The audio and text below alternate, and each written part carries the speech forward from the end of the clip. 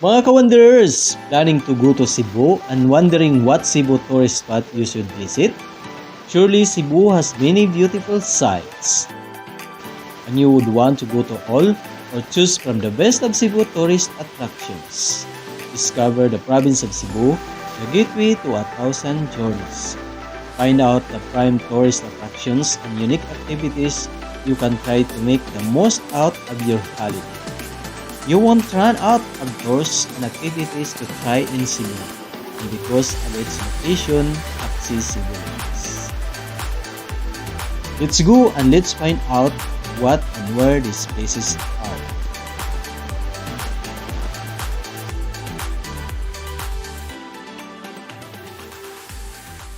I'm here at Sirao Garden.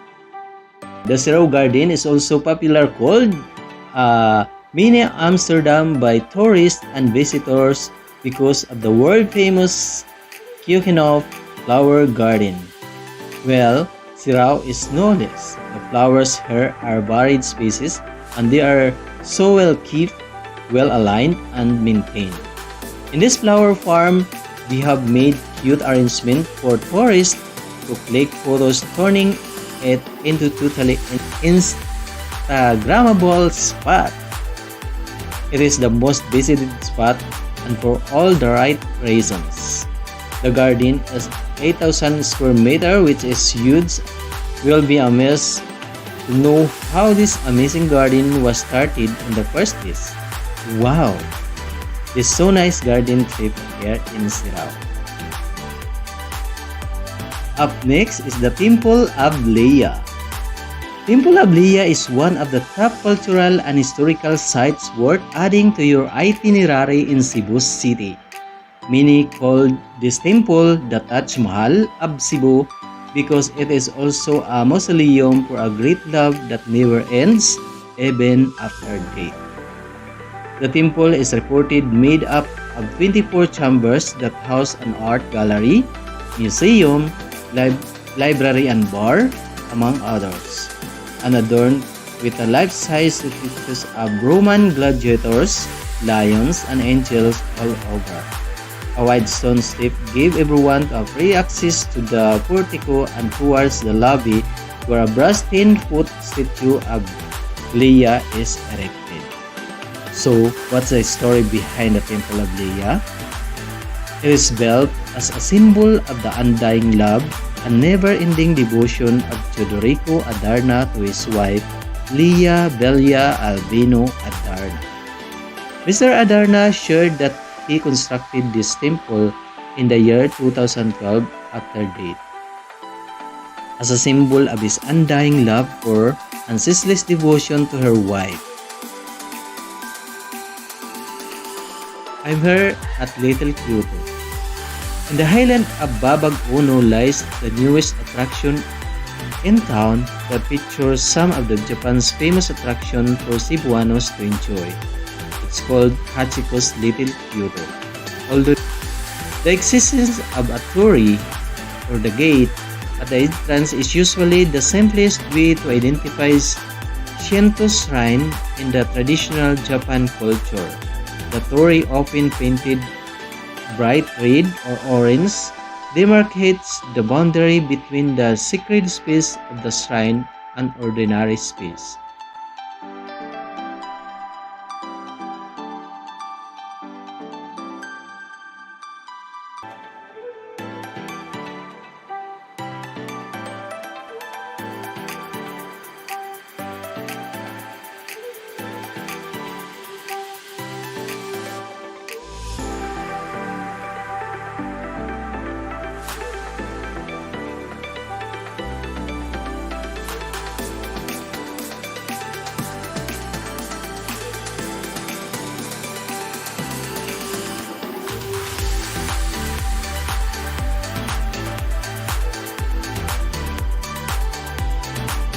Right next to the torii is the gate where you can find a lying Buddha. Majority of the place is covered with beautiful manicured garden. In Hachiko's Little Kyoto, you can fancy spending moment amid astonishing backdrop of variegated beds of both flowering and non-flowering plants in various sizes and colors. The garden looks like a terraces from the top. You can use the stairways to roam around its lane and take home some Instagram-worthy photos.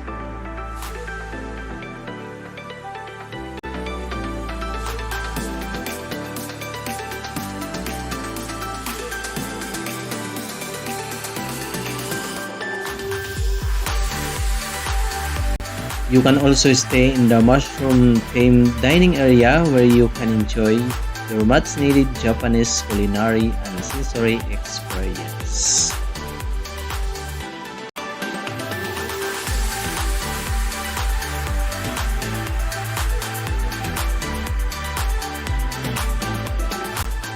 After in Little Kyoto, I proceed to the Basilica Minore del Santo Niño de Cebu.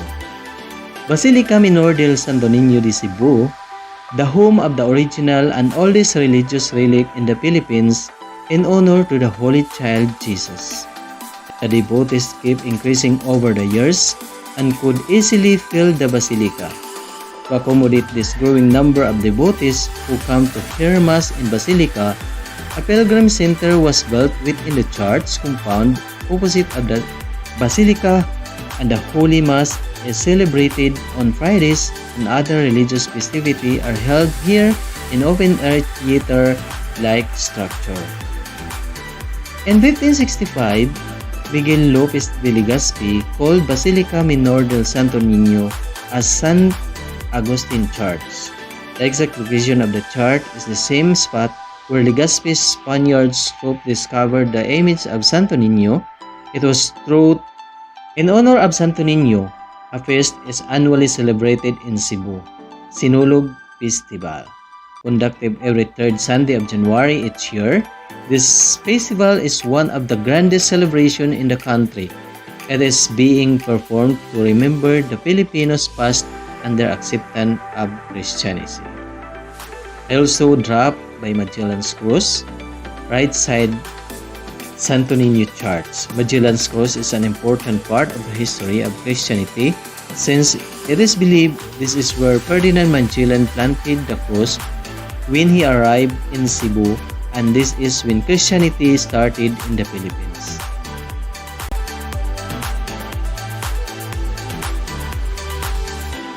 Magellan's Cross holds very big part of the history of Cebu.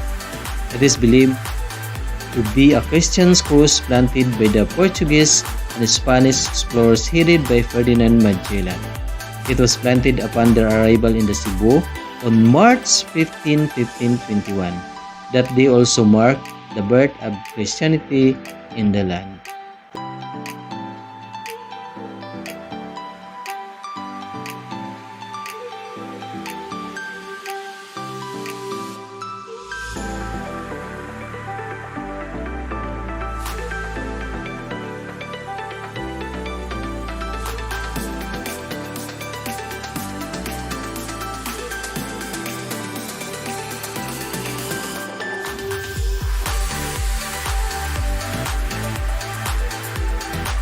Today, the cross is housed in an octagonal pavilion called the Kiosk.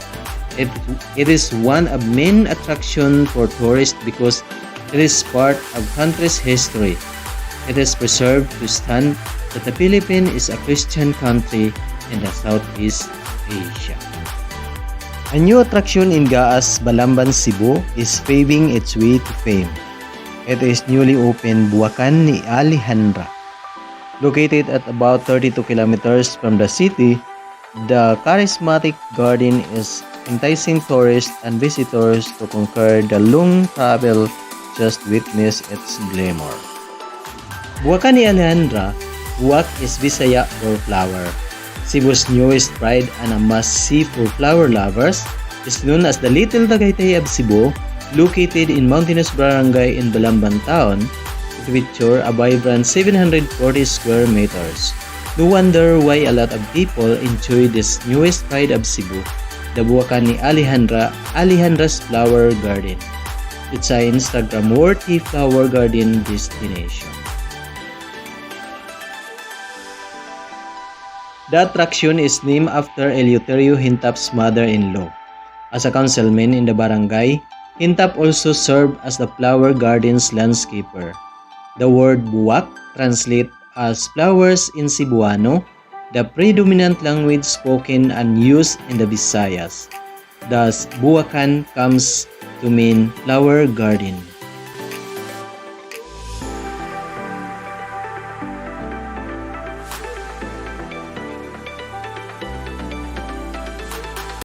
Visiting Buwakan ni Alejandra is a guaranteed way to unwind from the capital.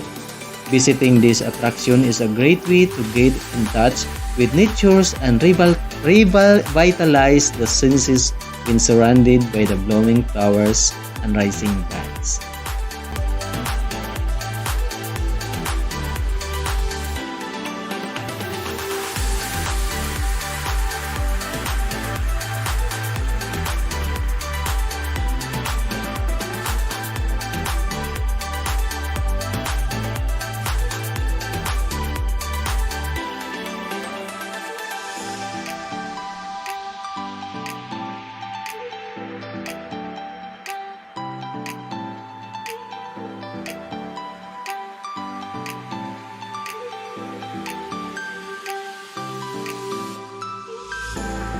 The vibrancy of the colors of the plants and flowers is truly enchanting. When speaking of a garden, one usually thinks of just a handful of variety of colors. But in Buwakan ni Alejandra, it is different. Plants are placed in a way that each variety will stand out and would create a very beautiful contrast.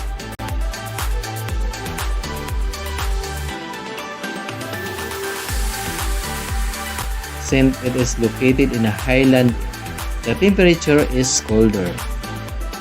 Allow its guests to be comfortable while taking pictures even if it is noon time.